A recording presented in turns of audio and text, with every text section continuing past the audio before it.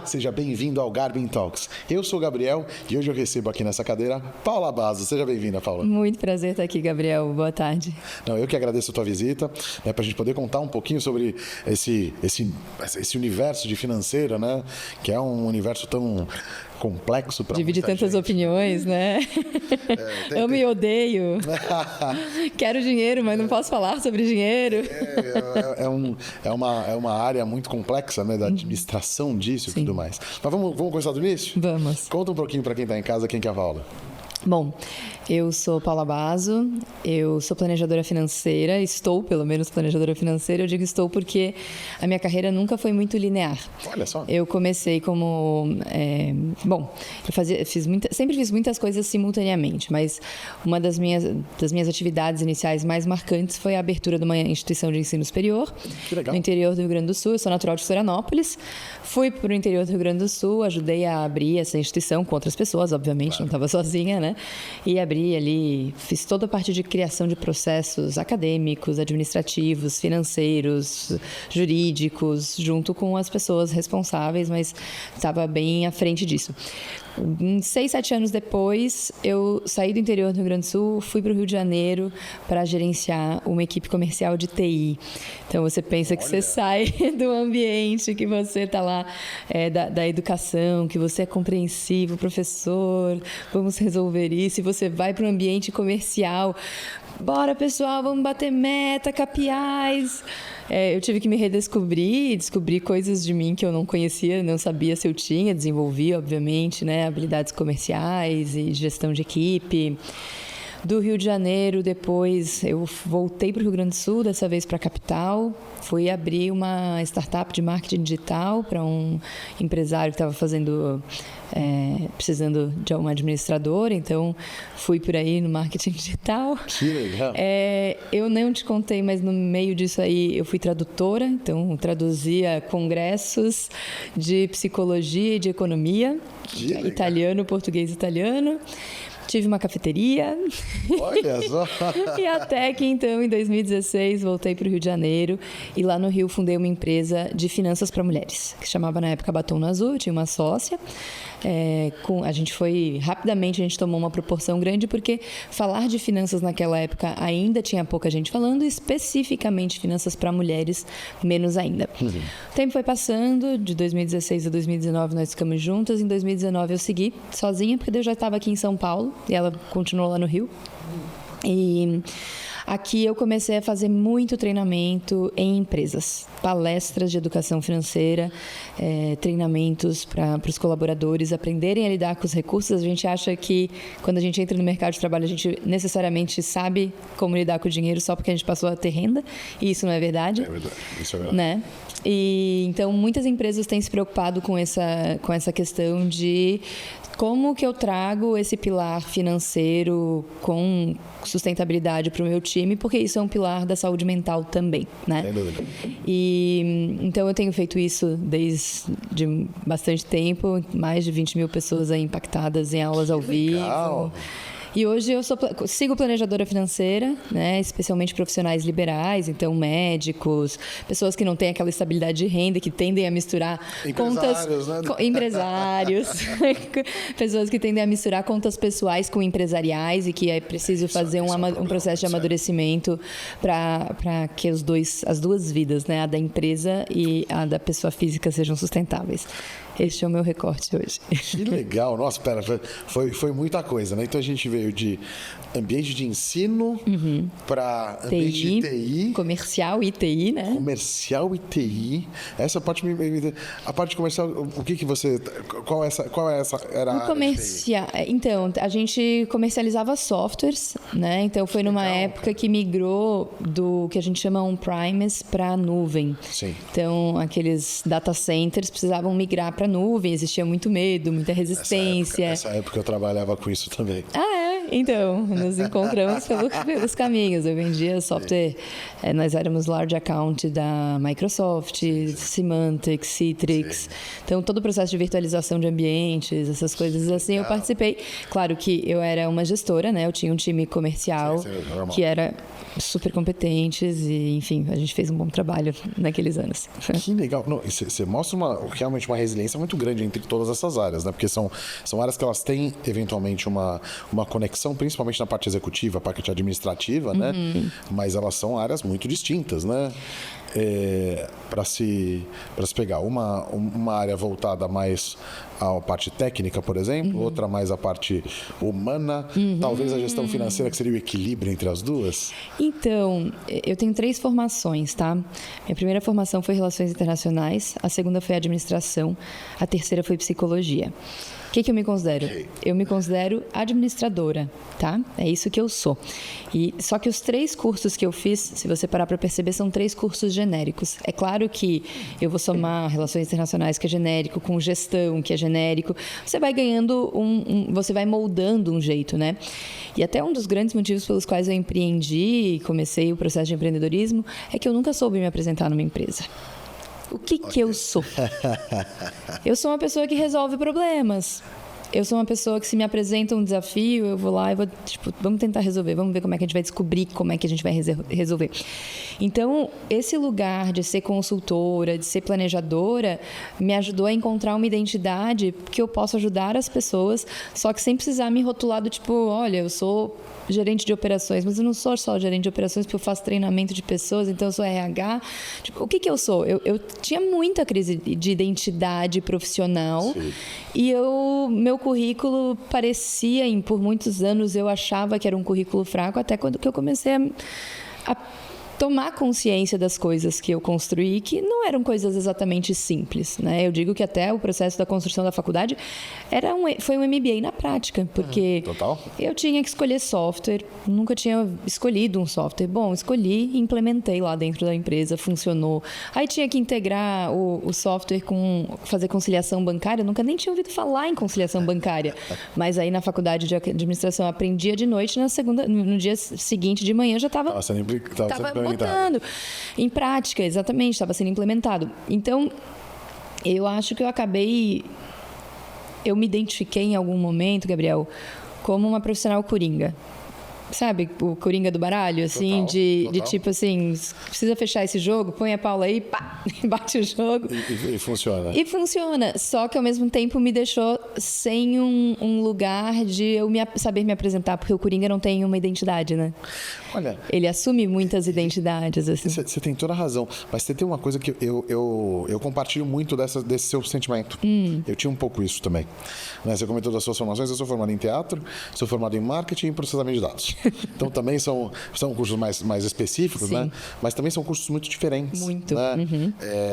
Então, quando a gente passa a sentar na cadeira do administrador, do empresário, é que essa habilidade de multitarefa, de você conseguir saber, você não vai ser o melhor em tudo, mas você vai conseguir navegar em todas as áreas. Então, por exemplo, eu vou escolher um software, eu tenho na minha equipe, ou um terceiro, o que seja, alguém especialista nisso. E eu consigo conversar com ele, eu consigo administrá-lo para que ele tenha um resultado técnico melhor dentro da minha equipe. E que esteja coerente com os objetivos do todo. Exato. Eu acho que é essa versatilidade que essas múltiplas formações e experiências acabam proporcionando. Você passa a enxergar um todo de um jeito diferente.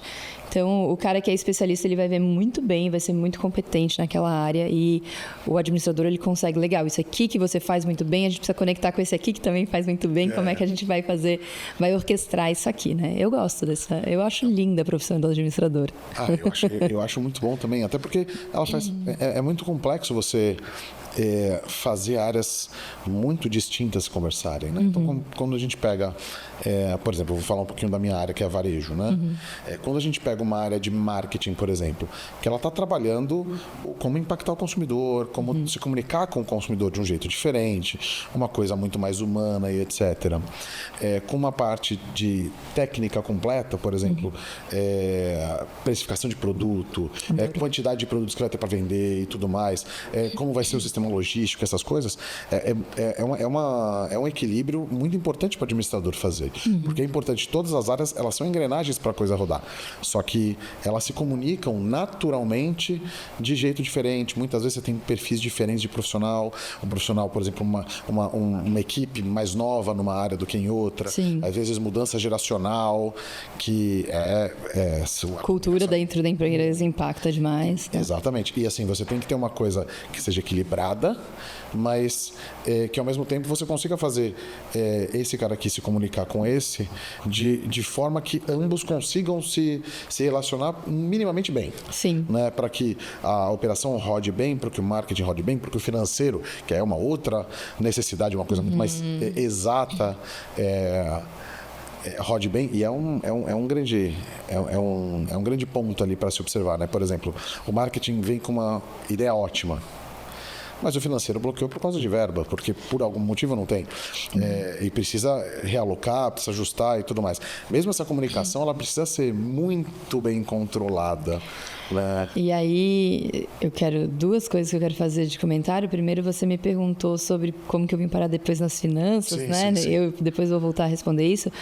Mas o que eu gosto de olhar do ponto de vista financeiro, até como uma pessoa que trabalha muito com o empreendedor, o empresário liberal, o profissional liberal, atendo muitos médicos, especialmente dermatos, é que o financeiro está a serviço das outras áreas da organização. Sim. Então, quando eu vou fazer um processo de precificação, por exemplo, de toxina botulínica de uma dermato, né? Perfeito. Eu vou mostrar para ela esse processo. A gente está incluindo aqui as despesas fixas do negócio, o custo para você poder fazer esse serviço, o imposto, a comissão, a taxa de cartão. Você vai mostrando todas essas camadas e depois consegue trazer algumas clarezas assim, que despersonifica o processo do preço, porque muitas vezes o profissional liberal tem aquele medo tipo, nossa, eu estou cobrando, vou seguir o exemplo da toxina botulínica, né? Perfeito. Só para a gente seguir o exemplo. Estou cobrando R$2.000, as pessoas vão achar que eu estou roubando elas. Só que ela paga pelo frasco da toxina um tanto. Ela entendeu que, depois do processo da precificação, que ela tem uma estrutura de custos para manter que é significativa e que, então, quando ela enxerga isso, ela entende que não é uma coisa pessoal. É algo que tem uma estrutura que precisa rodar. E aí ela se apropria dessa atitude empreendedora e empresária. Sim. E isso vira o quê? Poxa, se eu cobro 2.000 e eu tenho uma despesa fixa de tanto, eu vou precisar vender, 20 por mês. Então eu preciso comunicar a minha equipe ali de frente que a gente precisa bater essa meta. A partir do momento que a gente alcança essa meta, a gente consegue pagar uma remuneração variável para todas elas. Sim. Então, aí vira o dinheiro a serviço daquela energia circular para todo mundo ganhar. Sim. Né? E isso é legal. Eu gosto dessa visão de finanças. Eu não gosto daquela visão obsessiva do tipo assim, precisamos bater essa meta porque sim. Não é porque sim, é porque a gente tem uma coisa maior. É claro que você pode ter ambições maiores ou menores, cada pessoa vai estar ali dentro da sua estrutura de ambição. E eu acho bom que seja assim, né? Não acho que todo mundo precise ter aquela lógica infinita, mas a partir de até um determinado ponto, aquilo precisa realmente servir à empresa. Depois pode servir a ambições e tudo mais, né? Sem dúvida. Não, e você falou uma coisa que é muito importante, que muito pouca gente vai entender no primeiro momento, né? Mas quando você vai fazer uma composição de preço de venda, você tem alguns fatores que são obrigatórios à inclusão. Né? E esses fatores obrigatórios, não adianta a gente não querer fazer. Então, por exemplo, quando você vai fazer, você tem o custo da mercadoria, né? Você tem o custo de perda, eventualmente, no caso, por exemplo, de um perecível, que é importante ter. Sim. Né? Eu acredito, eu não conheço esse termo que você falou, toxina botulínica. Como é que é? Toxina Botox. É que Botox é a marca. Toxina botulínica é o Ainda não usei. É o ativo. Eu só sei essas coisas porque justamente presto muita consultoria para dermatos. Tranquilo. Então, por exemplo, você tem, eu acredito que seja um equipamento, um insumo que seja perecível, acredito eu, que tenha Tem validade, sim, tem lote. Tem marcas diferentes. Você tem que ter, eventualmente, você tem que considerar um valor de perda. Você tem que considerar um valor de custo de armazenagem, porque geralmente tem um custo específico de armazenagem, às vezes frascos específicos ou temperaturas específicas. Né? O produto vai ficar armazenado por 60 dias, são 60 dias de energia Geladeira. Gastando, né, para se manter. E aí você vem, eventualmente, para situações que são... Okay, você tem uma parte que é voltada a condições de mercado, que é parcelamento, essa coisa, o que você vai oferecer, vai ofertar um frete grátis ou não, ou você coloca no preço, ou você cobra a parte, né? E você tem a parte de imposto, né? Que a parte de imposto é obrigatória, você não tem opção, né? Você tem que colocar e, na minha opinião, você pode sempre criticar para querer menos imposto. É uma escolha, eu acho que a gente tem que, na minha opinião, acho que a gente tem muito imposto, a gente deveria dizer para ter menos. Ou se pagamos muito, temos que ter a contrapartida à altura. Exatamente. Entretanto, se a gente escolhe empreender no Brasil, você segue a regra. Então você paga os impostos. Né? Você paga os impostos até para você ter o direito de levantar e falar, olha, eu sou contra, eu acredito que isso tem que diminuir porque tudo isso impacta dessa forma o consumidor. Mas isso gera, muitas vezes, no primeiro momento, para quem está olhando, fala, nossa, é uma diferença muito grande, porque realmente a carga tributária, o custo financeiro, o custo logístico, o custo energético do Brasil, ele é muito alto. Então você fica eventualmente com uma situação complexa ali, você fala, nossa, isso está muito caro. Mas não, se você não respeita todos os parâmetros de uma composição de preço, você ou vai estar pagando para vender, ou você vai estar criando um passivo tributário para depois você... Que cedo ou tarde chega. Exatamente. Chega com multa, chega com uma dor de cabeça gigantesca. E isso transforma um negócio num negócio insustentável. Isso. Porque você falou, não, peraí, tem um imposto aqui que eu não vou pagar. Tudo bem, você der um jeito lá de não pagar o imposto por algum motivo. Você vai chegar a conta depois. Você não ganhou aqui, aqui não é lucro. Aqui não é desconto para o cliente. E vou te dar um exemplo até bem mais simples, né? Tem muito empreendedor que fica com o que sobra e não organiza dentro da estrutura de despesa fixa a sua remuneração. Isso é muito complexo. E aí trabalha e não vê resultado. Por quê? Porque não estruturou isso dentro da estrutura de despesa fixa, portanto o preço está errado. Porque como é que eu vou pagar algo que eu não incluí no preço? Sim. Né? Eu adoro o tema de precificação, que a gente transformou o podcast em precificação. Ele está todo voltado à essência do negócio, né? Porque a essência do negócio, pelo menos os negócios que tangem comércio e serviço, são vender algo, né? Você vende um serviço ou você vende um produto, né? Eu faço uma analogia, às vezes, eu gosto muito de vinho. Bom, eu sei que você toma vinho, porque uma vez a gente se encontrou e a gente tomou uma taça de vinho, né? No meio da tarde. Por favor. Sem entregar vinho, vai lá, uma tacinha de vinho, muito boa. E você sabe, não sei se você já visitou vinhedos e que... Visitei alguns. Não sei se te chamou a atenção, mas em algumas partes do vinhedo tem rosas plantadas. Roseiras, né? E muita gente acha que tem a finalidade estética, mas na verdade a rosa ela tem uma função muito específica. Ela é mais sensível do que a videira. Então, se um determinado tipo de fungo chega na rosa, o produtor se alerta para o fungo antes dele chegar na videira. Olha só, que inteligente. Não é além de estético, é muito funcional. É como se fosse uma sentinela ali, tá protegendo. A hora ali, que ela pegou, o pessoal fica, opa, a roseira está doente, então a gente tem que tomar cuidado com as videiras. E então eles conseguem agir antes de estragar a roseira toda. Eu gosto de dizer que a precificação é essa roseira nos negócios. Você consegue preservar o seu negócio se você fizer um processo de precificação muito bom. Olha só, essa frase é muito profunda. Eu adorei essa história da videira, porque realmente, e ela se enquadra em muitas situações, né? Você vai fazer a precificação está perfeita, uma promoção mesmo, né? Que você vai fazer. Isso.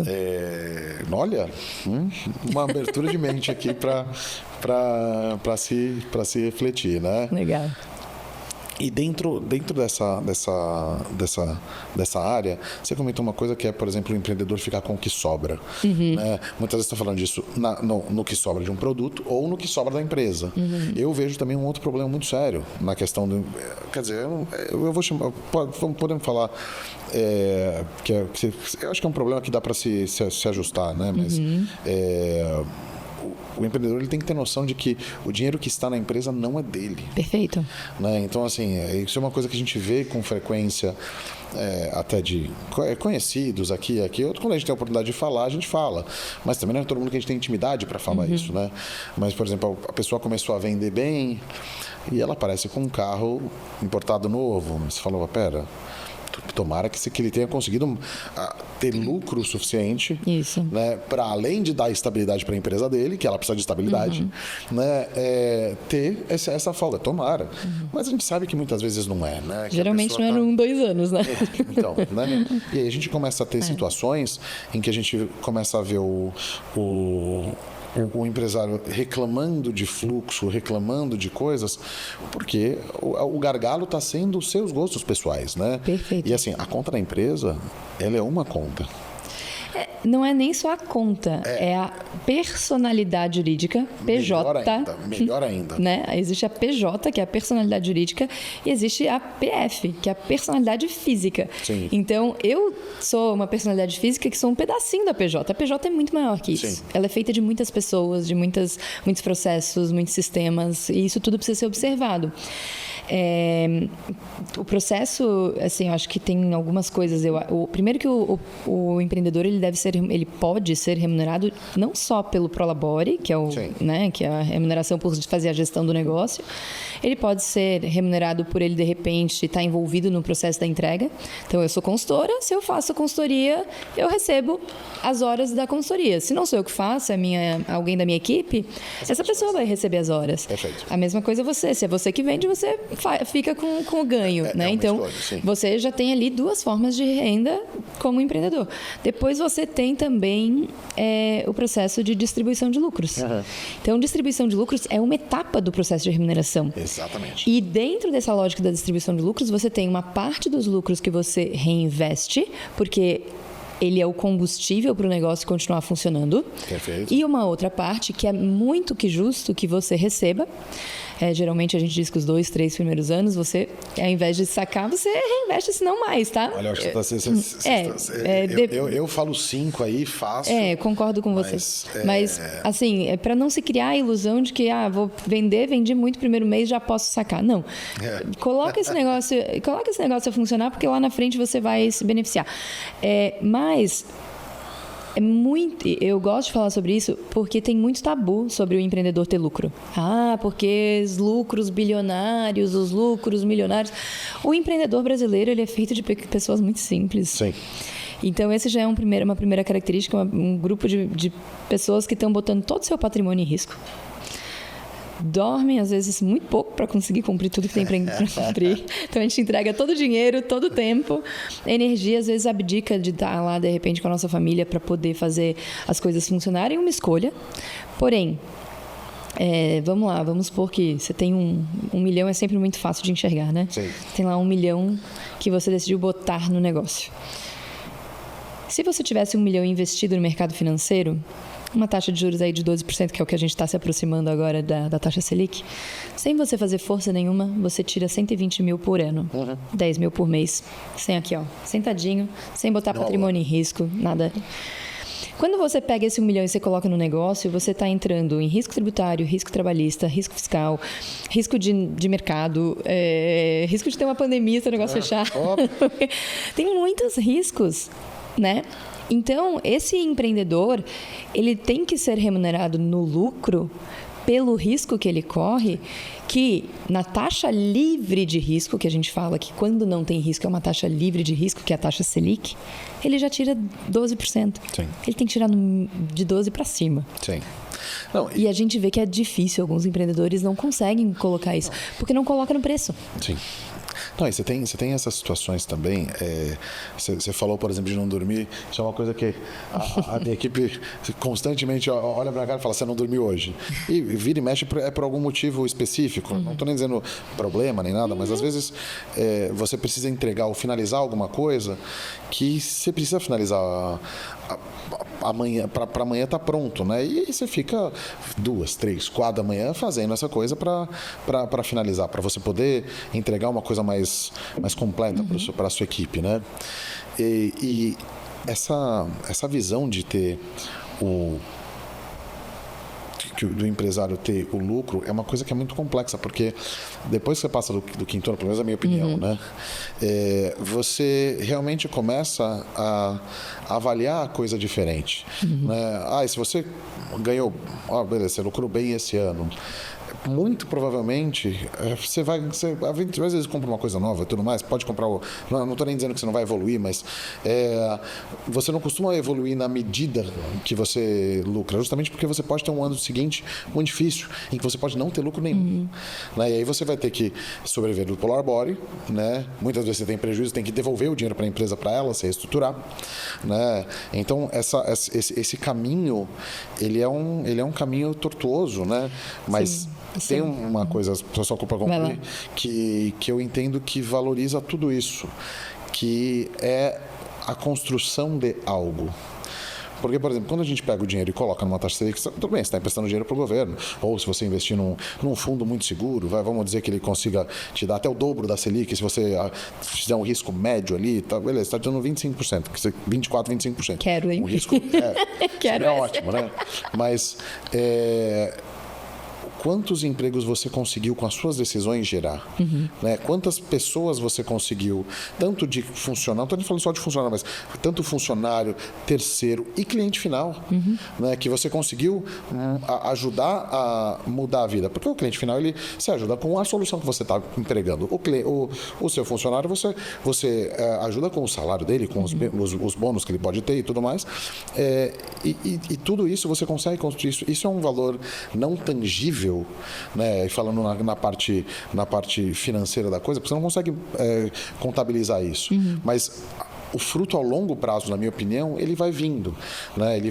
Você vai construindo e chega uma hora que você vai ganhando maturidade para ter mais estabilidade, embora a estabilidade é uma palavra muito complicada, porque estabilidade crua ali, ela não existe. Você vai ter que se adaptar a todas as situações para ir buscando essa estabilidade aos poucos, né? Não sei se você concorda comigo. Concordo. Nossa, eu queria falar sobre todas as coisas que você está falando. Cada coisa que você fala, eu penso, eu quero falar isso. Não, fica à vontade, pode falar o que quiser. Não, primeiro que a estabilidade, quando a gente pensa, ela é como se fosse um equilíbrio, na verdade, né? E quando você está ali... Você já tentou se equilibrar naqueles que você põe... Um pogobol, por exemplo? Um pogobol da vida. Você fica pulando, que se você parar, você cai. Mas mesmo quando você não está pulando, você joga o corpo um pouco para cá, um pouco para lá. Então, você não está parado. Você está fazendo uma força, uma contra-força. Então, a estabilidade não é estático.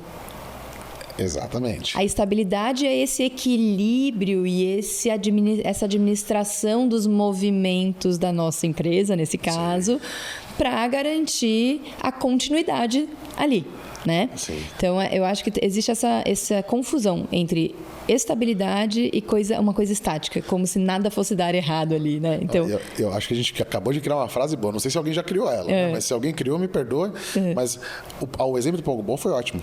Porque você tem que se esforçar para ficar de pé, mantendo o equilíbrio. A mesma coisa com bicicleta. Fica mais difícil. Isso. Então, o esforço de se manter pulando ali, frase nova, hein? Legal. E aí, eu tinha outro gancho que eu queria pegar, que agora me fugiu, daqui a pouco volta. Bom, seguimos falando, mas posso voltar e responder aquela questão das finanças que você me perguntou e eu não respondi? eu sempre, dentro dessa minha carreira, também trabalhei com algum tipo de dar aulas, né? Dar aulas ou fazer algum tipo de desenvolvimento de pessoas. Então, desde os 14 anos, eu faço trabalho voluntário, vou para a periferia de Florianópolis, faço algumas coisinhas. 17 fiz uma ONG junto com outros amigos, assim, para trabalhar protagonismo juvenil, sempre lá em Floripa. Então, eu sempre estive envolvida com esse processo educacional, fui pelas escolas do interior do Rio Grande do Sul, enfim, dando palestra e tal. Essa parte de trabalhar o conhecimento e desenvolvimento humano, ela é muito difícil de ser mensurada. O que é da tua colheita que é consequência do trabalho que eu fiz para você? Uhum. É difícil, porque você pode associar que, Paula, legal, isso que você falou é muito legal, mas eu também falei com um amigo meu sobre isso. Então, de repente, você associa que não tem a ver com um trabalho profissional, que foi estratégico de falar aquilo naquela hora, porque aquela hora era a hora de fazer um bisturi ali, né? Com usar as palavras para tocar a tua alma. E com finanças, não. Finanças é fácil. Finanças é mensurável. Então, com finanças, eu consigo te dizer, Gabriel, a gente começou o ano com 50 mil de prejuízo, a gente está terminando o ano com 100 mil de ganhos. Exatamente. E isso fez com que você amadurecesse porque você criou processos dentro do teu negócio. Isso fez com que a tua equipe te respeitasse mais. Isso fez com que a tua autoconfiança crescesse. Então, para mim, as finanças tangibilizaram um trabalho que eu fazia, mas eu não conseguia mostrar. Não conseguia, eu não tinha a segurança de associar ao meu trabalho. Então, isso me trouxe um alívio grande, do tipo assim, puxa, é mensurável, eu consigo mostrar. E aí eu falo de finanças para falar da tua vida. Entende? Legal. Porque é legal você ter o resultado financeiro positivo, mas também é legal saber que você se desenvolveu como empreendedor. Total. Entende? Então tem essa coisa, essa beleza das finanças para além dos números. Com certeza. E essa maturidade, esse crescimento do empreendedor, né? É um crescimento muito curioso, né? Porque o financeiro, obrigatoriamente, você vai ter que ter pelo menos uma linha básica. Sim. Né? Você pode ter, eventualmente, por exemplo, no meu caso, eu tenho um sócio que é o responsável pelo financeiro, ele cuida... Eu vou saber 10%, ele vai saber 90% do que está acontecendo. Né? Quer dizer, 100% ele vai saber, eu estou sabendo 10% do que está acontecendo, que é o básico que eu preciso entender para pegar e os relatórios que eu preciso para eu administrar o comercial. Sim. Agora, quando você está num negócio mais embrionário, que está você sozinho ali, às vezes, poxa, você e uma pessoa, ou você e um funcionário, às vezes você está iniciando um projeto seu, você vai ter que ir atrás de informação sobre essa área, porque tanto financeiro, tributário, contábil, né, que estão bem interligados ali, né, eles são peça fundamental para você avançar. Né? Eu gosto de dizer que a gente tem em finanças alguns indicadores, que são os indicadores que todo empresário precisa saber, né? Eu preciso acompanhar. E o que é um indicador? É aquilo que indica alguma situação. Então, se eu estou lá dirigindo meu carro e acender o combustível, eu sei que eu vou até o ponto de combustível, vou encher o combustível e resolver o problema. Sim. Se acender a luz do óleo, bom, talvez não seja tão simples assim. Aí eu posso até precisar de um especialista. Mas eu bato o olho e eu entendo qual é a situação ali para ser avaliada. E o empreendedor, ele não precisa saber tudo de finanças, mas ele precisa ter esses indicadores de base para ele poder contar com a ajuda de quem, na hora que ele precisar, quando ele perceber que algum indicador não está indo bem. E a gente tem uma cultura das pessoas terem medo de falar de finanças e achar complexo. E, na verdade, é muito... Eu acho até muito simples, porque é uma lógica. Quanto entrou de dinheiro, quanto saiu de imposto, quanto sobrou de receita líquida. Aí você vai pagar os custos, então sobrou uma margem que contribui para pagar as despesas e o resultado. Sim. É isso. Por trás disso se cria uma comunicação complexa, palavras difíceis, mas é esse básico que o empreendedor precisa observar. Mas você sabe que eu acho que tem um ponto agora que que você estava falando, eu me lembrei de algumas coisas aqui. Realmente essa é uma área que eu nunca parei para conversar com amigos, né? Porque realmente é uma área mais mistificada. Por exemplo, você vai falar de lucro, você tem, enfim, eu acho que não deveria ser, eu sou a favor do lucro, né? E até porque lucros fora do real, no Brasil, quem sabe fazer conta sabe que não vai dar, você não fica rico do dia para a noite aqui, né? Você vai desenvolvendo aos poucos e vai construindo aos poucos o seu patrimônio, e demora para fazer isso, tá, gente? Demora. Mas essa construção, por exemplo, você vê muitas vezes a gente falando sobre marketing, sobre produto, sobre venda, sobre você tem alguém para me indicar de tal área, não sei o que lá, pô, tô com um projeto novo, assim, nunca falo, tô com um projeto novo pro meu financeiro. É mais difícil, né? Então, assim, talvez esse seja um ponto importantíssimo para se levantar sempre e conversar, porque o alicerce é fundamental. A engrenagem do financeiro, ela tem que estar ligada no resto. É isso. Né? De qualquer jeito. Né? Não tem como fugir. E me conta um pouquinho. Você falou das suas formações. Sim. Né? Você se formou onde? Aí falando mais... Porque a gente passou de Florianópolis, Rio Grande do Sul, Rio de Janeiro e São Paulo. Então, eu não sei como é que você saiu de Florianópolis. Adoro Florianópolis. Eu saí de Florianópolis porque todo mês eu vou para Florianópolis. É muito bom morar em São Paulo quando todo mês você vai para Florianópolis. Olha, é verdade. Porque São Paulo é uma cidade muito generosa com quem gosta de trabalhar. Isso é verdade. E eu fui muito abençoada aqui em São Paulo, sou muito agradecida a essa cidade. Assim como também sou ao Rio de Janeiro, cidade que eu morei também, que me fez equilibrar muito bem qualidade de vida e volume de trabalho e abriu as portas para mim nessa parte de finanças que foi muito próspera desde que eu abri. Então, legal.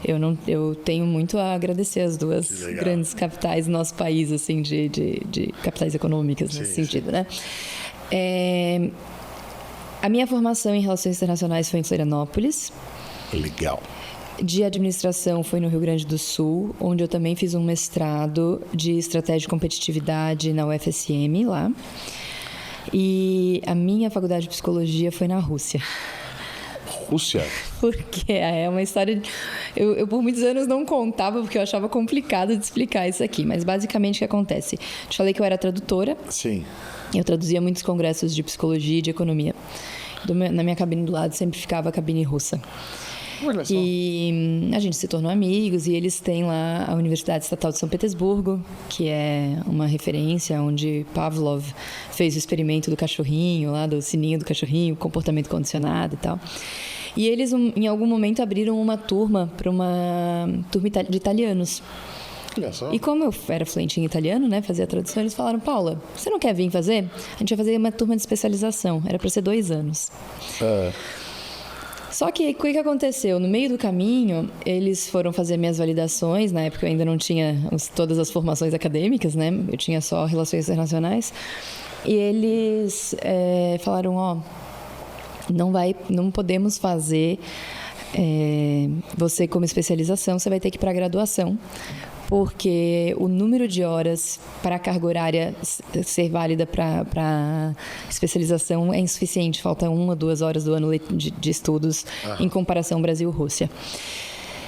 E aí, poxa, já tinha feito 1 ano e meio. Eu disse: bom, se eu já fiz 1 ano e meio, vou fazer mais, né? Agora eu quero um diploma. Não, então, é que lá era modular, porque como era uma turma de estrangeiros, a gente não precisava passar o tempo todo lá.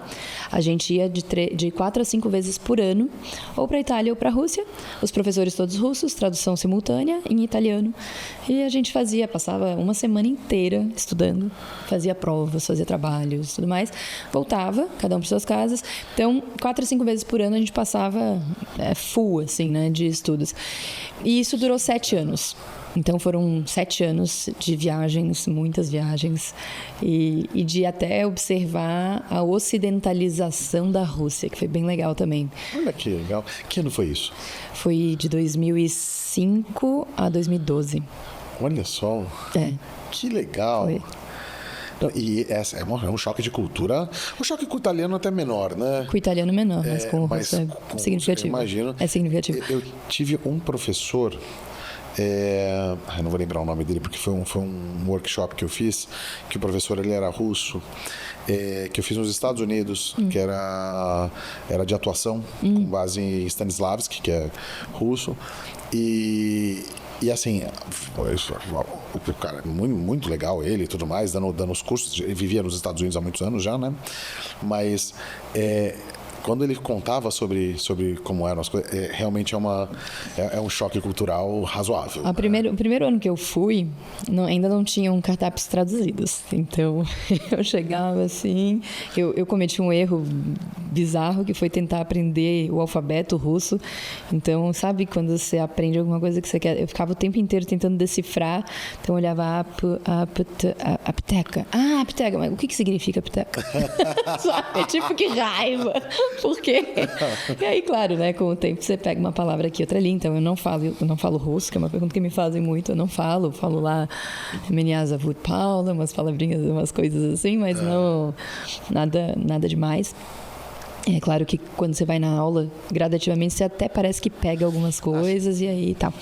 Mas eu, no primeiro ano, não tinha cardápio traduzido. Aí, cheguei no hotel, já estava assim, sem referências. A gente não tinha ainda celular assim na palma da mão. Estava começando, acho que o iPhone tinha sido lançado há muito pouco tempo, ou estava por 2012, lançar. Né? Então, foi 2005, então nem tinha ainda. Acho né? 2005, acho que não. Eu sei, a gente eu não sei como eu caminhava pelas ruas, acho que era com mapa, né? E bom, até que na segunda vez eu encontrei um restaurante que vendia os salmões, assim, pronto, aquilo lá virou meu porto seguro, porque ali qualquer prato que eu pedisse era salmão russo, era maravilhoso. E depois até o final, até 2012, então eu tive a chance de ver o país, o aeroporto se modernizar, o país, as pessoas falarem inglês, os cardápios serem traduzidos. Então foi uma experiência ao mesmo tempo de desenvolvimento pessoal, pelas aulas que eu estava tendo, cultural, por lidar com uma realidade bastante diferente da nossa, e também por observar esse processo de ocidentalização que foi bem marcante para mim. Que legal. Nós esperamos que tudo fique bem, que as coisas melhorem lá naquela região, né? Que se acertem. Eu tenho alguns amigos que saíram de lá, né? Eu imagino.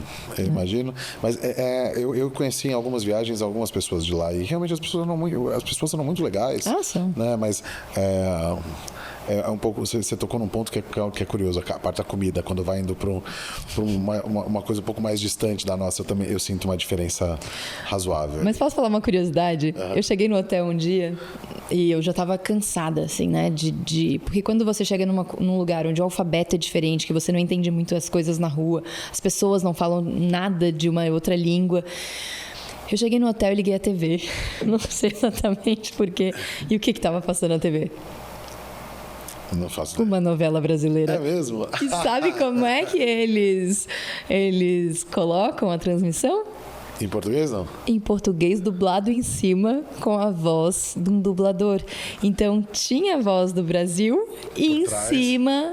Mas era assim, era muito bizarro, porque você tem a voz da pessoa falando do Brasil e em cima o dublador, que às vezes não precisava ser um homem para uma mulher, para um homem, às vezes podia ser um homem para uma mulher. Sim. Era assim, mas me deu um sentimento de casa. Isso é muito bom. Me deu um sentimento de casa. É uma coisa curiosa, essa é uma técnica de dublagem. Eu iniciei um curso de dublagem, não terminei ainda, preciso terminar.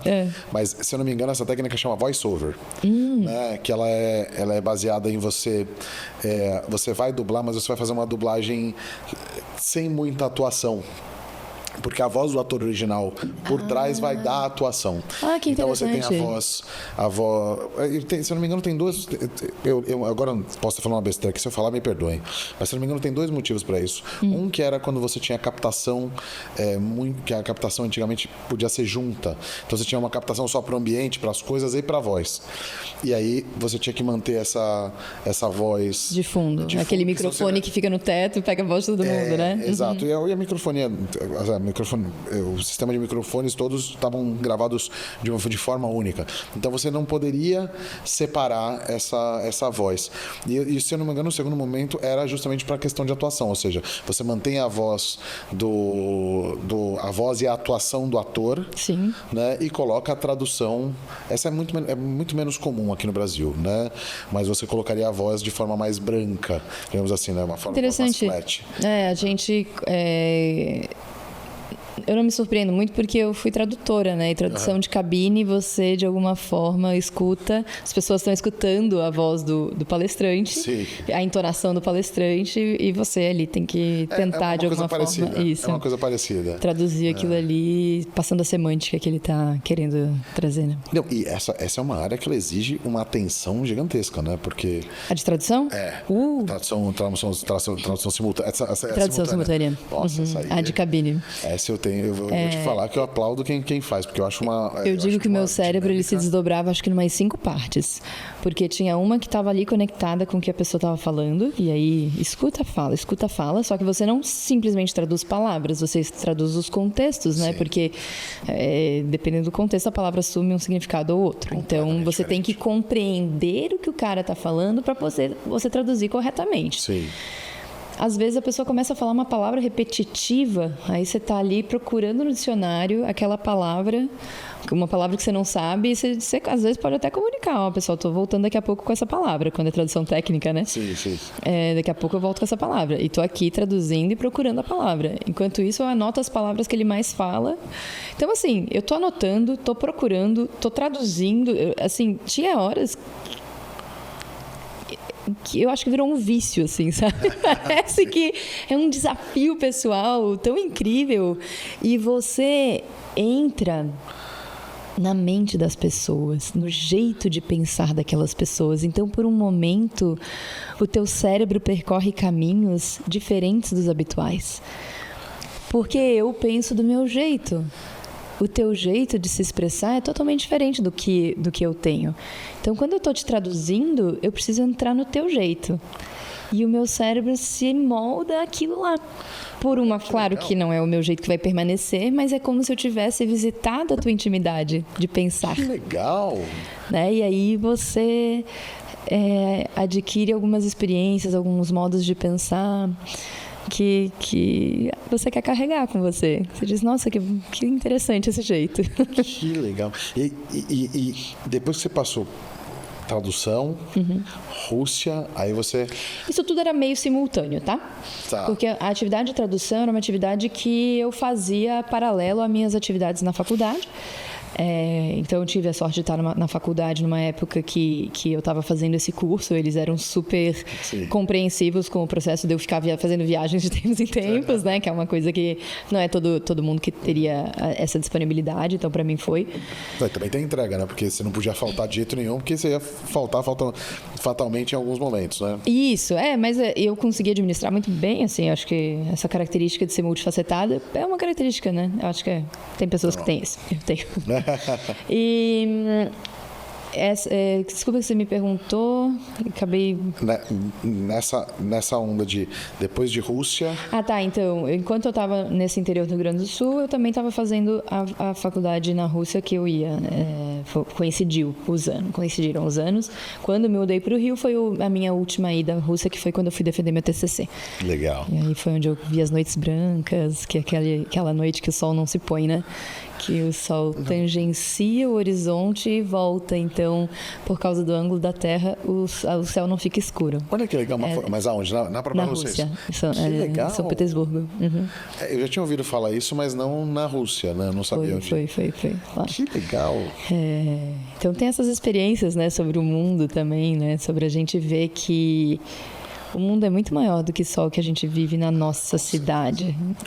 Essa expansão de percepção que dá para mudar, dá para fazer diferente, porque existem coisas diferentes, não é só aquilo que eu aprendi. Eu acho que é uma provocação bem legal. Não, com certeza. Isso a gente não sabe nem... No seu caso, você teve, além de uma mudança cultural interna, que também já existe, né? Do pessoal do Rio Grande do Sul, pro pessoal do Rio de Janeiro, pra gente, pro pessoal de Santa Catarina. Você é um povo só, é verdade, mas cada um tem as suas variações de cultura, de costumes, às vezes de gírias, né? Então, isso é um pouco... Essa adaptação é um pouco complexa, né? E eu acho que é muito legal, Gabriel, porque de alguma forma te traz para o respeito ao ser humano, seja ele como for. Porque existem muitos jeitos de ser. Então, hoje, quando eu trabalho com uma pessoa no meu processo de planejamento financeiro, ou planejamento de negócios, eu não quero mudar o outro. Eu quero que a marca dele, ou a sua marca, esteja imprimida no jeito de fazer a sua gestão. Sim, importante. E não existe o jeito certo ou errado, existe o jeito que funciona para você. Eu acho que esse desafio de respeitar o jeito de ser, não necessariamente seguir à risca o que é a cartilha, é uma coisa que é mais legal. A vida se torna mais legal. Olha, faz muito sentido isso, né? Faz muito sentido. Gostei dessa dinâmica, porque realmente é muito diferente, né? Cada administrador é de um jeito, cada empresa é de um jeito. Então, é fazer essa... E aí você une o que é técnico, que precisa ter. Então, eu dei ali uma estrutura de DRE ou DFC, né? Do demonstrativo de fluxo de caixa, que precisa saber. Porém, como é que eu vou fazer esse controle? Tem gente que vai lá nos mínimos detalhes e é super importante. Para outras pessoas, se for nos mínimos detalhes, não vai fazer, porque tem aversão, mas precisa ter as macros, né? Ou pelo menos precisa delegar para alguém que vai fazer e vai trazer os indicadores. Então, a gente adapta para aquilo que para aquela pessoa vai funcionar. E conta um pouquinho para mim, como que funciona esse processo de consultoria financeira? Por exemplo, quando você chega numa empresa, o que você faz? O que você procura observar para começar? Geralmente eu começo por um diagnóstico financeiro mesmo, né? Então, como é que estão tuas contas? Isso, você tem controle ou não tem controle? Muitas empresas não têm controle. Às vezes tem até uma planilha, até tem um software, mas não tem isso organizado de uma forma que possa ajudar no processo de tomada de decisão. Então, eu vou olhar para esse fluxo de caixa e vou estruturar ali num demonstrativo, dentro do possível, pelo menos 3 meses, mas eu gosto de ver 1 ano, por causa das sazonalidades. Perfeito. Né? Para a pessoa entender, olha, esse tem sido seu faturamento médio, essa é a sua margem de contribuição média, se a sua margem de contribuição média é essa, a tua despesa fixa é essa, então você tem que faturar no mínimo tanto. Então eu trago essa organização do fluxo de caixa de uma forma que a gente possa trazer possibilidades de tomada de decisão e identificação de indicadores principais, né? Quanto que você precisa ter, qual é o teu ponto de equilíbrio, qual é a tua margem de contribuição desejável, como é que você vai fazer para atingir esses objetivos. Dentro desse processo do diagnóstico e da organização, eu vou dividir o que é da empresa e o que é gastos do empreendedor. Okay. Porque, por exemplo, na época uma dentista me chamou e falou: porque, Paula, eu trabalho tanto, nunca me sobra dinheiro. Falei: vamos ver. Começamos a ver e ela pagava pela conta da empresa o condomínio, a academia, a parcela do carro.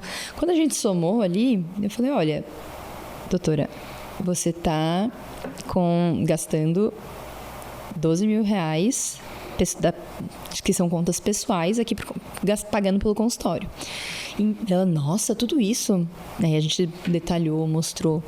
Ela não tinha ela não tinha essa clareza. Sim. E ela achava que ela não tinha salário, né? Ela tinha essa sensação. Eu falei: vamos mudar a dinâmica? Vamos pegar esses 12 mil, porque você já paga, e ao invés de você ir pagando as contas pessoais na empresa, a gente transfere 12 mil para a tua conta pessoal? Tá bom. Começamos a fazer isso. Consequência, ela reduziu o custo de vida dela drasticamente, porque ela passou a ter consciência da parte da vida, do custo de vida pessoal, e ela entendeu que, por exemplo, não fazia sentido para ela aquela academia. Ela podia ir do lado do trabalho dela, que era mais barato, rápido de chegar, era mais em conta, e aí ela entendeu que o local onde ela morava, ela poderia morar em outro lugar, e as viagens que ela não fazia porque ela achava que ela não tinha dinheiro, ela começou a fazer. Ela reestruturou prioridades pessoais por conta da clareza da remuneração. Que legal. Entende? Então, pode parecer sutil essa coisa de só separar a conta pessoal de empresarial, mas isso impacta muito no processo de planejamento da vida pessoal, e você, inclusive, de repente, investir para o seu futuro, construir uma dignidade não só do hoje, mas também do amanhã. E também o processo de decisão. O que é agora? Então a minha empresa está tendo essa lucratividade, quero comprar esse equipamento laser que vai ser bom para os meus pacientes. Posso ou não posso? Posso, porque eu tenho fluxo de caixa livre que me permite fazer esses investimentos. né? Então, a gente começa esse processo de planejamento da vida e da empresa. Que legal. Isso é muito importante, né? Principalmente no empreendedor, talvez com menos equipe, digamos assim, né? Se você falou muito médico, realmente, e talvez seja até uma das falhas, talvez, estou colocando só talvez, que eu não sei se isso é ensinado na faculdade e tudo mais, mas seria muito importante, né? Porque é uma área muito, muito distante da financeira, né? Você está falando, o cara pode ser especialista em uma série de doenças, é ótimo que ele consiga curar. O cara sabe transplantar um coração, né? É um nível de conhecimento técnico específico muito elevado, né? Mas sim, a realidade, pelo menos da atual geração, é de uma equipe, do ponto de vista técnico, muito qualificado para executar o serviço de medicina, porém não para a parte administrativa. Então, geralmente, eles têm algum braço de apoio. Ou não, ou vai misturando tudo e vai fazendo. Uma hora e até uma curiosidade, o médico é um dos profissionais liberais mais endividados do nosso país. Sério? Sério, porque ganham muito dinheiro e gastam muito dinheiro. Com a ausência de controle, não sabe quais são os limites a ser estabelecidos. Tá aí uma informação que eu não sabia. É uma área, então, que ela precisa ser urgentemente colocada, porque um médico endividado, por exemplo, com a cabeça cheia de coisas, pode comprometer, inclusive, o trabalho dele, né? Verdade, boa observação. Num caso um pouco mais complexo, ele está preocupado com a conta que tem que pagar, poxa. Né? Verdade. É um ótimo argumento. Vou usar. Utiliza. Vou usar comercialmente. A hora que for contratar um médico, eu vou falar, deixa eu ver como é que tá a sua conta, saber se você tá bem de cabeça. É brincadeira.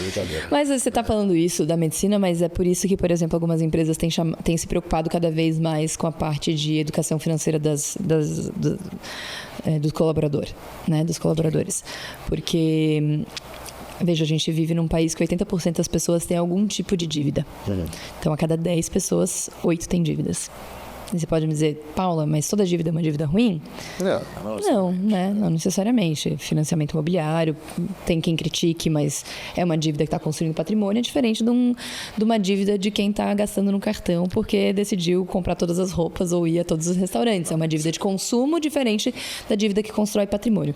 Não, e ao mesmo tempo, por exemplo, só fazendo um adendo, quando a gente fala e eu acho que é importantíssimo, pelo menos na minha visão, isso, né? Quando a gente fala de construir patrimônio, eventualmente você pode comprar uma roupa para uma reunião específica que você vai fazer, ou você tem que fazer uma apresentação diferente e tudo mais. E ótimo, é muito válido, né?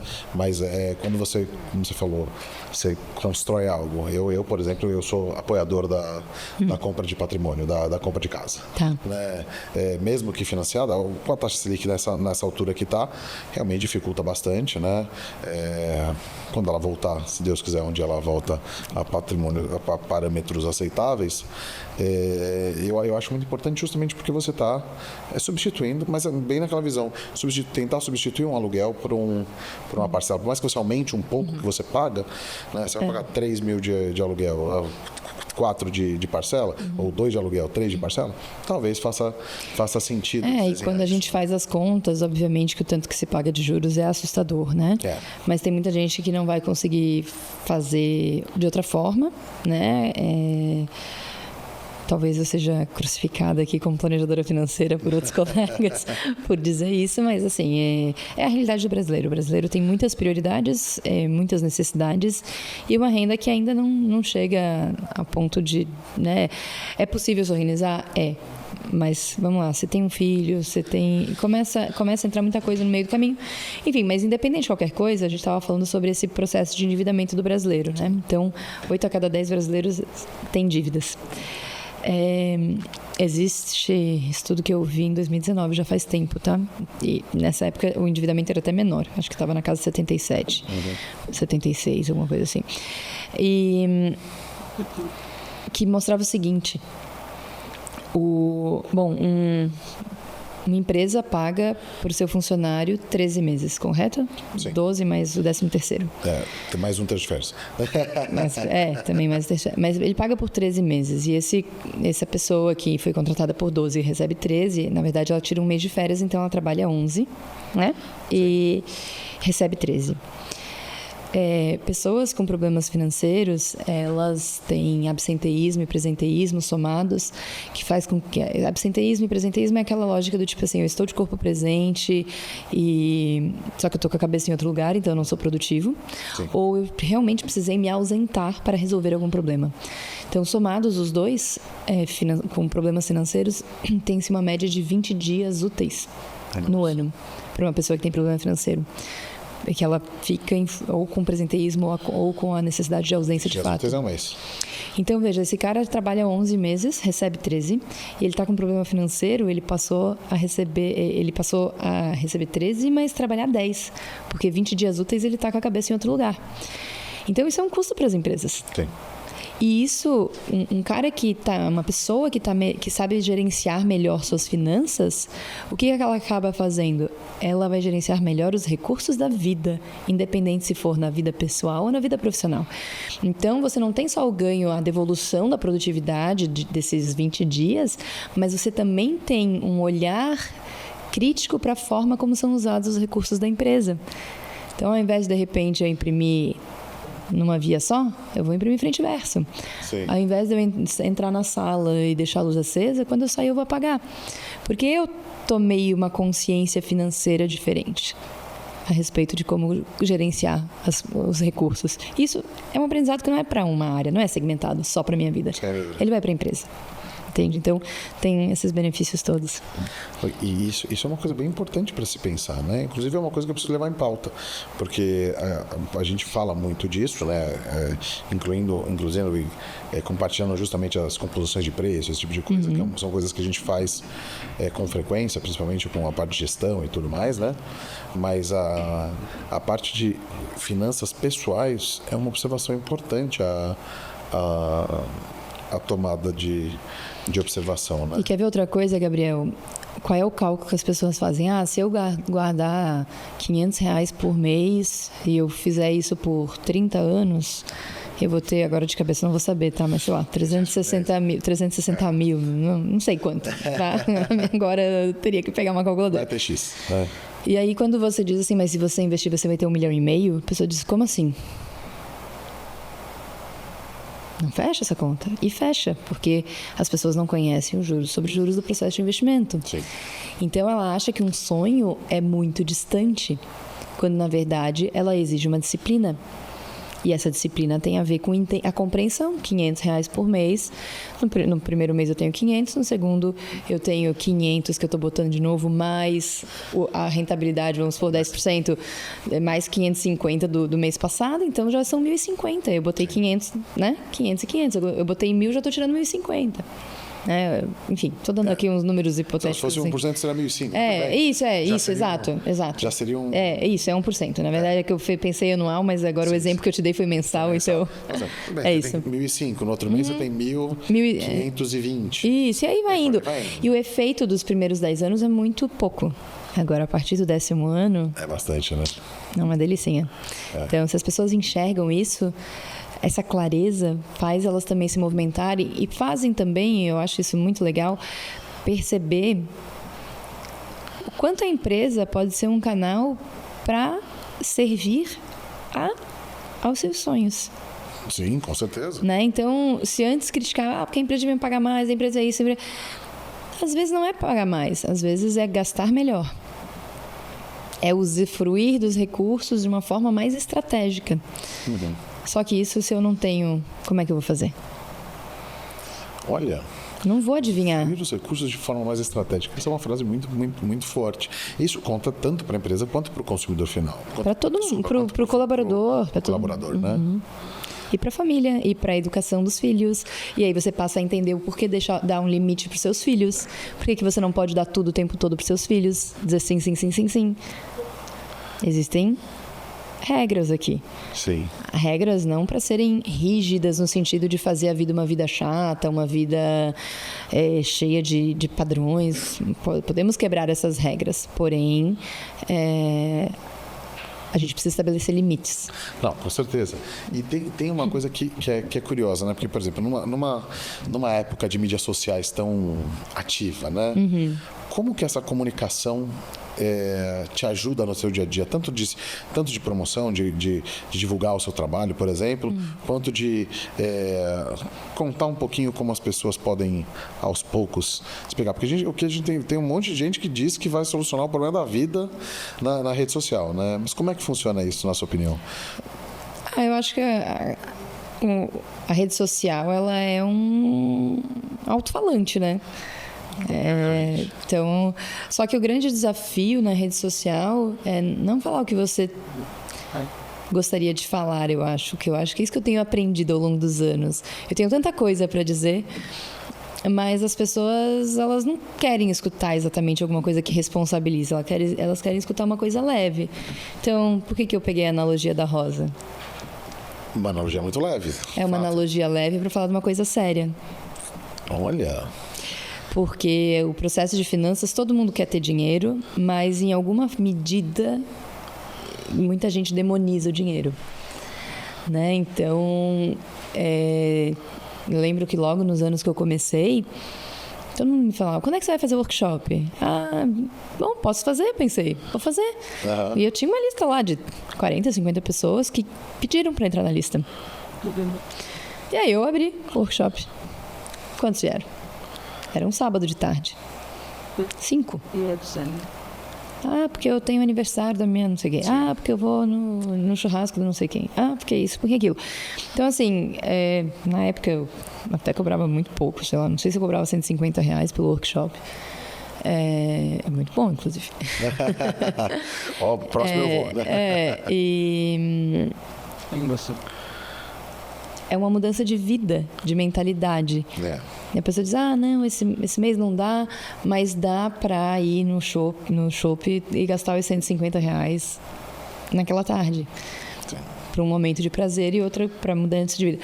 Então, assim, eu não sei se eu sei te responder isso. Eu acho que a minha tentativa tem sido de falar sobre isso de uma forma que toque a vida, porque eu sei o quanto isso é divisor de águas, assim, sabe? Isso é uma coisa que é complexa, né? Mas ela é muito real, porque quando a gente arruma tempo para muita coisa, mas muitas vezes para curar uma ferida ali a gente não arruma, né? Machuca às vezes, né? Às vezes machuca tanto de falar, ou às vezes machuca de ter que ouvir que você está... Porque às vezes as pessoas sabem que elas estão errando. Né? Sabem que, assim, por mais que elas acertem muitas coisas nos seus negócios, na sua vida, ou no seu trabalho em si, você sabe e fala, puta, na finança ali, eu não quero ouvir que eu tenho que segurar dinheiro nisso. Então, e aí até vou te dar um spoiler do negócio que eu ainda nem... Óbvio. Não, já tem uma pergunta aqui de spoiler, é que esse processo... envolve o aspecto técnico das finanças, que a pessoa precisa saber como que eu começo a investir. Então, existe esse aspecto técnico, que em alguma medida as pessoas também têm medo, né? Curiosidade, porém medo. Ou não sei muito bem, não gosto de ver minha fatura do cartão de crédito, essas coisas. Mas existe um aspecto subjetivo também. Que história de vida eu vivi para não querer olhar para isso? E esses 8, 9 anos aí que eu venho atendendo pessoas... me trouxe para um lugar do que eu estou construindo agora, que é o spoiler que eu vou dar, de uma construção de uma imersão para a tua imensidão financeira. Assim. Olha! Que é um misto entre os conhecimentos leves e os conhecimentos densos. Leves não significam que não sejam profundos, mas leves no sentido de quais são os meus pensamentos que sustentam o meu jeito de ver o dinheiro. E aí eu estou construindo essa jornada de 30 dias que a pessoa percorre, passando por conteúdos leves e densos para ter um novo mergulho para essa imensidão financeira. Que legal. Como é que funciona isso? Eu estou construindo, vão ser 30... É um curso, né? É um curso, assim... Vai ser online, né? Online. E aí, provavelmente, em fevereiro, março do ano que vem, eu libero. Que interessante. Porque já tem 2-3 meses que eu estou montando as aulas, pensando com carinho quais foram as experiências que deram certo com alguns clientes. Então, no primeiro dia coloco isso, no segundo dia coloca isso, no terceiro dia provoca uma reflexão assim. E devagarinho a pessoa passa por esse... Eu gosto da ideia do mergulho. Sabe, a jornada é legal também, mas como eu sou do mar, né? Eu sou da ilha, sou de Floripa, eu gosto da ideia do mergulho. Faz tantos anos que eu não vou para Floripa, preciso ir. Porque o mergulho dá a ideia de algo que é gostoso, revigorante e que você se banha por completo. Ok. Né? Então, eu gosto dessa ideia de você mergulhar dentro de si para descobrir que você tem, sim, a capacidade de ser próspero e abundante. Todo mundo tem. Eu acredito muito nisso. Que legal. Realmente é uma abordagem interessante, né? Justamente porque, como você falou, muita gente vai ter dificuldade de acessar essa área, né? Ou seja, de colocar o calção e pular no mar. Isso, e aí mas aí é como se eu estivesse pegando a pessoa pela mão e disse assim, vem cá que eu mergulho junto contigo. Vamos quebrar essa crença, tá na hora. Porque se você está colhendo esses resultados hoje, foi resultado de escolhas do passado.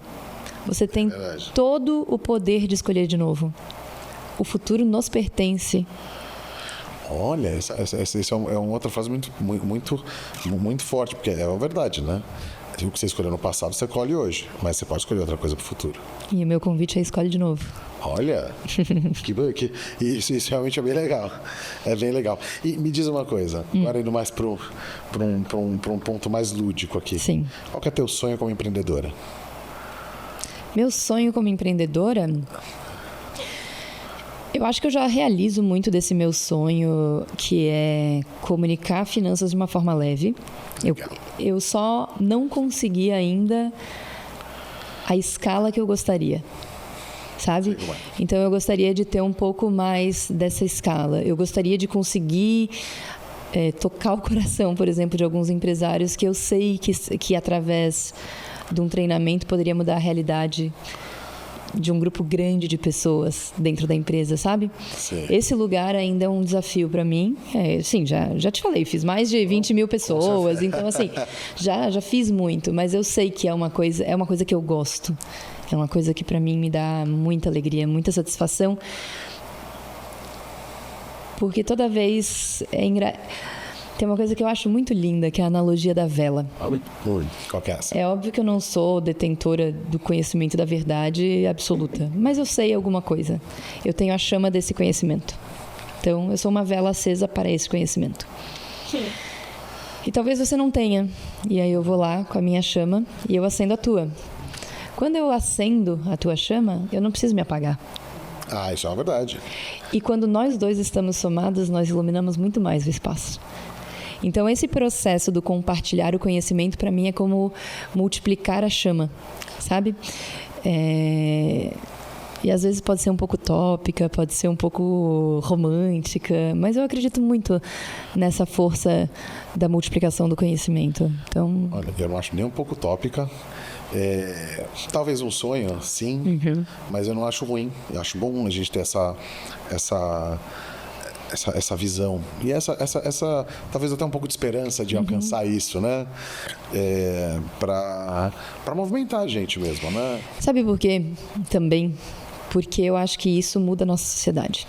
De fato. Nós somos um país rico de pessoas pobres. Olha. Entende? Então, uma transformação como essa depois transforma a nossa sociedade. Talvez não nessa nossa geração, mas nos próximos e próximos e próximos. E aí, no Brasil, a gente é acostumado, até por uma questão histórica, inflação muito alta, nós somos acostumados ao quê? Ganhar o dinheiro, gastar o dinheiro, né? Sim. E até uma expressão errada no Brasil, né? Ganhar dinheiro. A gente produz o nosso dinheiro.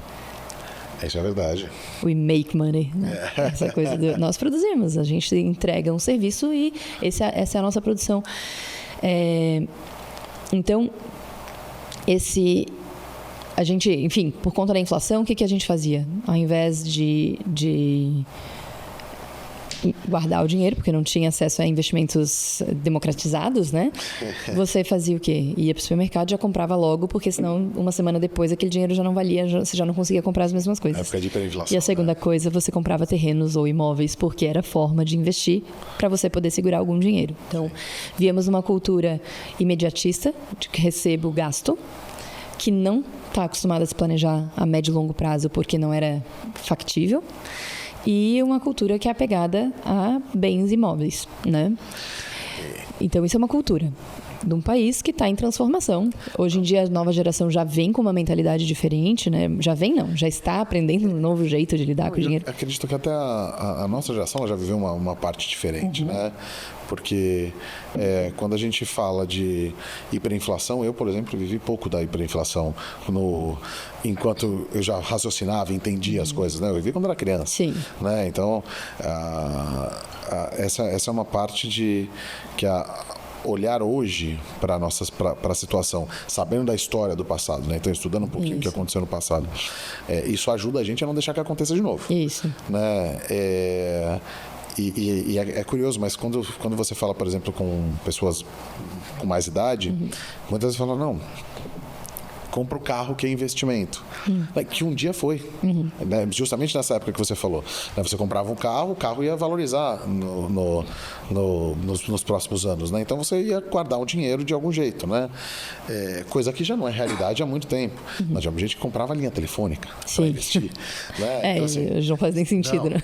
Então, assim, são situações que o mercado ele vai se dando ele vai te dando oportunidade, e nem sempre essa oportunidade é eterna, né? Ela tem um começo, meio e fim, e vai ser substituída por outra e com escala. A cultura vai se modernizando, a economia vai outras coisas surgindo. Imagina o que vai ser daqui a alguns anos com a inteligência artificial e tudo mais, né?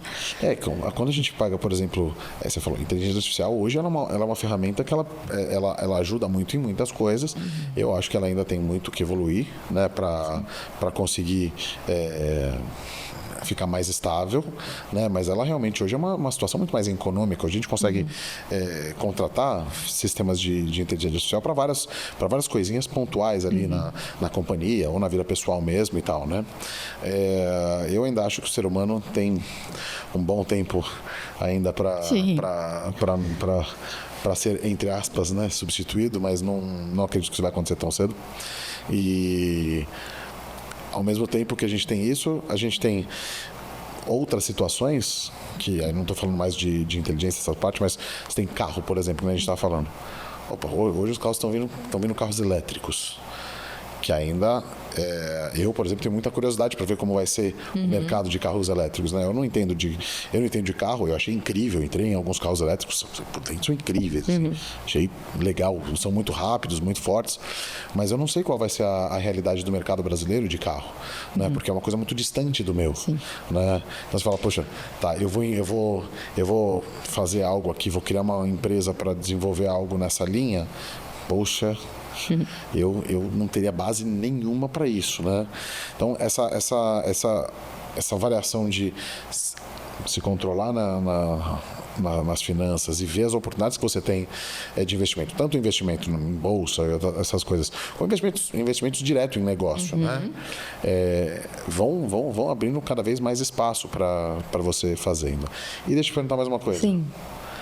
Qual a dica que você dá para aquela pessoa nova que está em casa, que está pensando em começar a trabalhar numa área parecida com a sua, que quer trabalhar com finanças, quer entender melhor isso, quer se aprimorar nisso para poder, por exemplo, mudar a vida financeira da sua família, da sua região, da sua empresa? O que você diria para essa pessoa? O que ela pode fazer? No Brasil, até pouco tempo atrás, não existia formação, né, em planejamento financeiro. Hoje tem pós-graduação em planejamento financeiro, sou até professora no MBA. Para formar planejadores, então existe esse... Aonde que você é professora? Na Galícia. Galícia. Isso, uma parceria. Tem problema. E aí é um curso online que faz capacitação para a pessoa passar por todo o processo de planejamento financeiro, né? Então, hoje em dia tem alguns cursos, não só na Galícia como outros, né? Mas mas a Galícia acho que foi uma das primeiras mesmo. Tem, então, a formação acadêmica, tem uma associação chamada Planejar. A Planejar é a Associação dos Planejadores Financeiros. Lá tem muito conhecimento, muito curso, tem bastante gente. Não tenha vergonha de conversar com planejadores. Eu acho que hoje em dia as pessoas temem, né, assim, falar com pessoas. Acho que busca. Eu mesmo, quando cheguei aqui em São Paulo, precisava conhecer gente e estava muito curiosa sobre um tema que é M&A, que é Merger and Acquisitions, né, que é fusão e aquisição. Eu comecei a mandar mensagem lá nos LinkedIns da vida. Falei, oi, fulano de tal, tudo bem? Será que a gente pode bater um papo de 15 minutos? E todos me disseram sim. Todos. Foi incrível. E eu conheci algumas pessoas, fiz algumas perguntas. Que legal. Então, assim, tem muito conteúdo hoje na internet, tem livros muito bons, né? Então, acho que tem essa mobilização que está mais acessível. A internet está aí como um canal muito bom para encontrar esse caminho. Que legal. Tem alguma dica de livro para iniciar isso aí? Que difícil. Eu gosto muito, eu vou sair do livro técnico e vou sugerir o Psicologia Financeira do Morgan Housel. Porque, tecnicamente, você precisa conhecer como se compõe uma dívida, você precisa entender como é que o juro se aplica numa dívida ou nos investimentos, você precisa entender quais são as regras do planejamento sucessório, como que você tributa, essas coisas você, como planejador financeiro, vai ter que aprender. São conhecimentos que, em alguma medida, a inteligência artificial vai poder te suprir.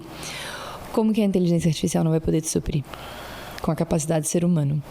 E, então, eu sei que eu não posso gastar R$1.000, mas eu gasto. Então, eu tenho conhecimento, eu não tenho a motivação e a atitude né?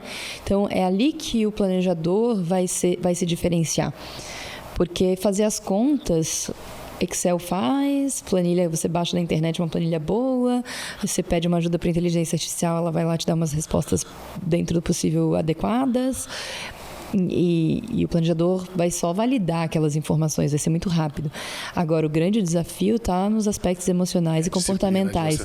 Então, eu acho que a leitura do livro do Morgan Housel, A Psicologia Econômica, A Psicologia Financeira, é um livro super gostoso de ler, você vai se identificar, acho que é uma boa sugestão. Olha, que legal, que legal. Paula, eu queria muito agradecer a tua presença aqui. Eu que agradeço. A gente sempre tem muita história, temos muita coisa para falar. Né? Nós já vamos marcar também mais outras vezes para a gente conversar. Mas foi muito bom falar um pouquinho sobre isso. É muito bom para quem está em casa também ter esse contato, porque é um assunto que ele é delicado, ele é um assunto que é chato, digamos assim, mas é um assunto muito importante, então tem que estar presente no nosso dia a dia. E eu agradeço o espaço, porque não é toda a mídia que abre espaço, né, para falar disso. Geralmente quando a gente é chamado para falar de dinheiro, é assim, qual é o melhor investimento, é um olhar muito mais do sonho, da aposta, do desejo, e não tanto do que sustenta, do que constrói uma vida com sustentabilidade e alegria, sabe? Então eu te agradeço demais por esse espaço, foi um prazer enorme estar aqui. Eu que agradeço, real, realmente essa proposta da gente conversar um pouco e falar realmente o que tem que ser dito, né? Que a gente vamos ter vez de falar de investimento também. Tá bom. Né? Mas a gente vai falar muito também sobre a estrutura, que é importantíssima pra gente. Maravilha. Né? Obrigado. Prazer. E para você que está em casa, gostou, curte, compartilha e vamos que vamos.